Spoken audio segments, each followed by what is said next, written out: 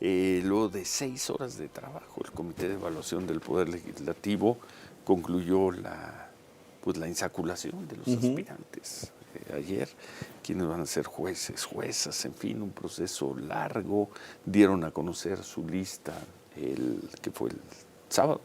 El sábado ya en la noche, el Comité de Evaluación del Poder Legislativo, camino a la elección de junio, la elección de la reforma judicial.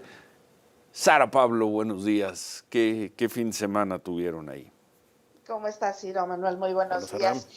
Por cierto, hay que decir que la publicación de la lista el viernes por la noche, pues estuvo ahí sus tropiezos, porque primero publicaban el sábado, 23, ¿no, Sara? El sábado por la noche. Sí. Bueno, el viernes por la noche, porque tendrían que cumplir el requisito legal del último día, publicar la lista. Entonces, a la medianoche casi empezaron con 23 hojas, luego agregaban algunas hojas, decían que estaban pesados los documentos para subirlo todo de un jalón. Bueno, al final quedó en 410 hojas las que se subieron a internet. Digamos que empezaron con pocas hojas para cumplir con el requisito legal de haberla subido el día último de enero. Y sí, fueron ayer 6 horas de trabajo desde que inició el procedimiento, pero tuvieron un receso de 1 hora 20. El Comité de Evaluación del Poder Legislativo ya concluyó con la primera etapa, que fue la insaculación de los aspirantes a jueces y juezas de los 32 distritos, cargos que se van a poner en disputa en la elección judicial el próximo 1 de junio. El sorteo se llevó a cabo en la vieja casona de Jicotencat, antigua sede del Senado. La llevaron a cabo pues los 5 integrantes del comité, donde se instalaron ahí las 2 tómbolas, las esferas blancas con números consecutivos. Estuvo el notario público 171, Juan José Barragán. En 2 ocasiones, pues era evidente que había diferencias entre el listado de 4 de él y las comisionadas con el de la comisionada Maribel Méndez. Habían pasado 3 horas y por discrepancias en este listado, pues se tuvo que declarar el receso cuando se insaculaban los aspirantes al 14º circuito de Yucatán en materia mixta. Después de más de 1 hora, la comisionada Maday tuvo que explicar, Maday Merino explicó que las diferencias en el listado fueron porque hubo erratas y correcciones que se aprobaron por parte de los 4 comisionados por mayoría, y que bueno, pues digamos eso fue lo que discutieron y lo que acordaron, seguir con el listado que ya habían aprobado por mayoría de los 4 consejeros. Finalmente, bueno, se acabó ya con el periodo de los juezas y jueces, y hoy seguirán con la insaculación de los magistrados de circuito. En total se llevó a cabo la insaculación de 854 aspirantes a jueces y juezas de distrito. Y bueno, el presidente del Senado, Gerardo Fernández Noroña, estuvo por ahí, dijo que bueno, pues tampoco pasa nada si se corrige el error. Señaló que se trata de un proceso inédito y que bueno, pues es un poco natural que haya habido este tipo de errores. Bueno. Hoy a las 9 ya retoman para la insaculación de los magistrados y magistradas.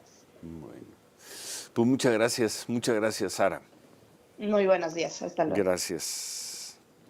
Eso por lo que hace al Comité de Evaluación del Poder Legislativo. Ciro. Ahora, es lo que tiene que ver con el Poder Ejecutivo. Tú estuviste pendiente, Enrique Hernández. Buenos días. Buen día, Enrique. ¿Qué tal, Ciro Manuel? Muy buenos días, los saludo con gusto. Bueno, este proceso de insaculación inició con retraso debido a fallas en el audio, y es que a lo largo de casi 8 horas se dieron a conocer los candidatos a jueces de magistrados, ministros de la Suprema Corte de Justicia de la Nación, del Tribunal Electoral del Poder Judicial de la Federación, así como las diferentes salas de circuitos colegiados y de los juzgados de distrito. Había un registro de 18,449 aspirantes registrados, y fue a través de 2 tómbolas de la Lotería Nacional como se inició este proceso de selección para cada cargo, y con candidaturas por género, es decir, hombre y mujer. Este comité estuvo presidido justamente por el expresidente de la Corte, Arturo Saldívar, quien estuvo presente solo en la primera etapa debido, al parecer, por un cuadro gripal, ya que apareció con un cubreboca, pero insistió en recordar que precisamente los aspirantes a los diferentes cargos al Poder Judicial llegaron hasta este sorteo gracias a sus méritos, a sus conocimientos. 2 de los aspirantes que quedaron en la lista para candidatos y candidatas de ministros de la Suprema Corte de Justicia de la Nación, aparecieron algunos nombres como Fabiana Estrada Atena, colaboradora de Arturo Saldívar, cuando presidió precisamente el máximo tribunal, y María Estela Ríos González, quien fue la consejera jurídica en el Ejecutivo durante el sexenio de Andrés Manuel López Obrador.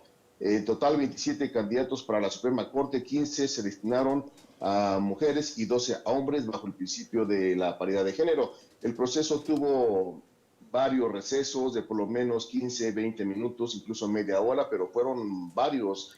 Y también otro aspirante que, por cierto, muy cercano a Luis María Alcalde, resultó favorecido por la tómbola, fue Selene Cruz Alcalá, quien fuera titular de la Procuraduría Federal de la Defensa del Trabajo. También fungió como aspirante a ministro el exdiputado de Morena en la Ciudad de México, Luis Edwin Rahana, actual magistrado del Tribunal Federal de Justicia Administrativa. Pues de esta forma, bueno, 881 cargos en total. La lista final será presentada a la presidenta y el próximo 6 de febrero, fecha límite para que sean aprobados estos listados, que tendrán su fecha pues ya para que se voten el 1 de junio, Ciro Manuel. Bueno, muchas gracias, Enrique. Buen día. Buenos días, Ciro. Muchas gracias. En ninguno de las dos listas apareció Roberto Gil. No, señor. Roberto Gil, vamos a hablar con él un poco más adelante, quien en este programa, pues creo que fue en octubre, si no me equivoco, ahora revisamos la fecha, dijo que la mejor manera de enfrentar a la reforma al Poder Judicial sería participando en ella y dando testimonio de lo que era este proceso, y avanzó hasta aquí. Interesante, ¿no? Ni el Poder Legislativo, ni el Comité de Evaluación del Poder Legislativo, ni el del Ejecutivo lo consideraron idóneo. Pues suponemos que por su pasado político, porque pues calidad, capacidad profesional, técnica, conocimiento del derecho constitucional, Roberto debe estar muy por encima, pero muy por encima del promedio de quienes pasaron a la siguiente fase, a la fase de la tómbola. No sé si por ahí alguien o en los dos comités sacaron que había sido sujeto de alguna investigación, bueno, o que había colaborado en algún gobierno, bueno, y eso lo hacía no idóneo para poder ser algún día ministro de la Suprema Corte de Justicia. Lo cierto es que está descalificado, está fuera del proceso, Roberto Gil. Y creo que la parte central, Ciro, la parte nodal, habrá oportunidad de escuchar un poco más adelante, tiene que ver con lo que acabas de señalar. Es el periodo que terminó para la idoneidad. Y esta idoneidad queda sustancialmente pues, en los equipos de los comités que elaboraron estos listados, Ciro, ¿no? No hay un procedimiento para que tú les puedas decir, oiga, ¿por qué consideran que yo no soy idóneo?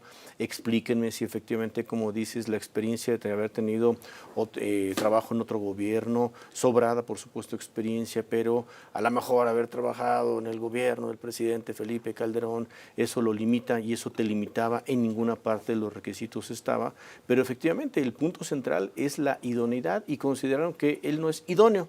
Vete a saber por qué, pero un hombre con las credenciales de trabajo, las credenciales que acreditan a Roberto Gil, simplemente resulta que no es un personaje idóneo. Y así, pues me imagino que otros, como otros, por supuesto, cercanos a la 4T, pues evidentemente sí están cerca de poder ser ministros, magistrados, sobre todo ministros o magistrados, ¿no? Desde hace un par de semanas empezó una campaña, porque pues eso fue una campaña, para desde las filas duras de la 4T señalar que personas que tenían que ver con el viejo régimen, con todas esas cosas que le gusta repetir a los promotores, a los propagandistas de la 4T, que no deberían estar sobre todo en la Corte, ¿no? Y bueno, pues esto llevaba dedicatoria a Marisela Morales, quien había sido procuradora con Felipe Calderón, a alguna persona más, y sobre todo a Roberto Gil. Y bueno, tuvo eco. Y Roberto Gil fue descalificado. Marisela Morales lo habría sido también, pero alcanzó a pasar por el comité del Poder Judicial simplemente porque se suspendieron los porque no había más candidatos. No había más. Y pasó a la tómbola, no sé. Ah, bueno, no, ahí ya no había tómbola, ya pasó directo. No, pues pasó derechito, sí.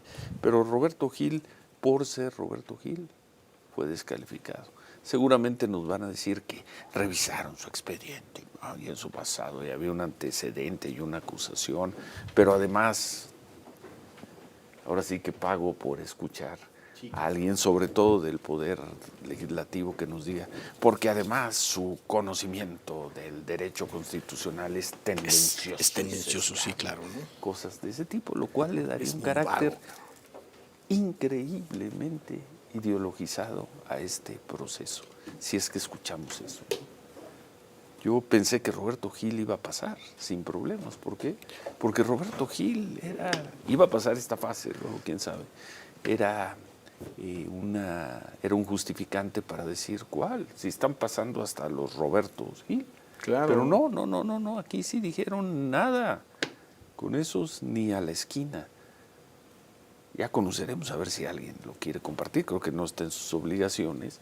Que nos digan por qué Roberto Gil fue considerado no idóneo para ser ministro de la Suprema Corte en 2 comités, el del Poder Ejecutivo y el del Poder Legislativo.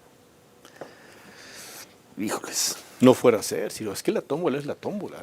No la tómbola es la no puede tómbola. ser que una de esas se nos cuele. Se nos cuele y sea Gil, ministro de la Corte. ¿Y entonces qué hacemos con un ministro entonces, que efectivamente trabaje como ministro y no como cercano a... como lo que al parecer se opinó busca, como Ciro, ministro ¿no? del pueblo. Del pueblo, ¿no? Es decir, ministro del gobierno. Del gobierno. Como claro. el gobierno es un gobierno del pueblo, yo soy ministra del pueblo, es decir, yo trabajo dizque para el pueblo, pero en realidad trabajo para lo que me ordena el gobierno. Como ha ocurrido, como ha ocurrido con ministras en los últimos años. Bueno,